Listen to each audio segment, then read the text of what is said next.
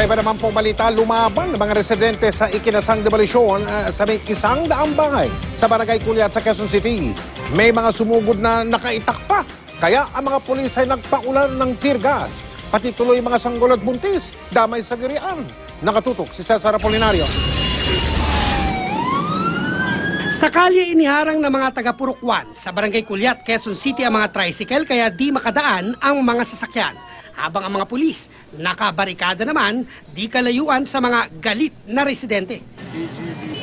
Nag-init ang mga residente dahil desidido ang demolition team sa pangunguna ng sheriff na pagiba ang mga bahay. Ikaw matapang, may hawak ka lang. Oh.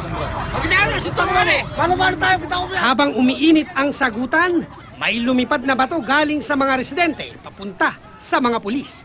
Dito na nagkagulo. Ay, sakate, yung anak mo! Yung bata, dali mo yung bata.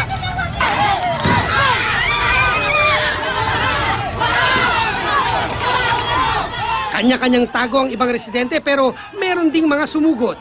May hawak pang 2x2 o itak. Tear gas yan. Kaya tinirgas na sila ng mga pulis. Kabatuan na ng tear gas. Kaya lalong nagkagulo. Kanya-kanyang atrasan ang mga residente. Pero dahil kumalat ang usok ng tear gas, naapektuhan na nakasusulasok na usok ang mga residenteng buntis. May kapansanan, pati mga pulis at demolition team.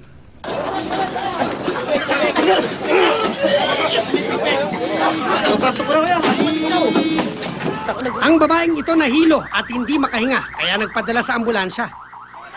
Naapektuhan din ang ilang bata at sanggol na ayon sa may bitbit ay kinumbulsyon daw. Kanina hindi makahinga yung bata. Pero okay na ngayon? Okay na po. Kasi ito mga bata nito.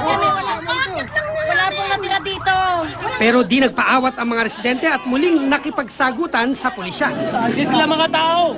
Kaya ang tensyon, 4 na beses nangyari. Nasa 100 bahay ang iniutos ng QCRTC na i-demolish pero giit ng mga residente.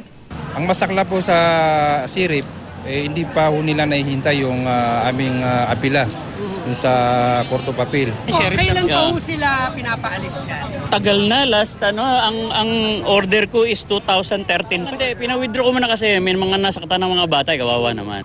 9 na residente ang isinugod sa ospital dahil sa epekto ng tear gas. Ayon sa mga residente, 4 na tear gas daw ang pinakawalan at halos lahat bumagsak sa kulob na compound na pinagigiba.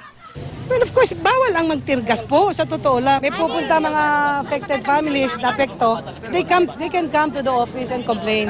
Ang hindi natuloy na demolisyon kanina, itutuloy raw bukas. Cesar Apolinario, Nakatutok, 24 Oras.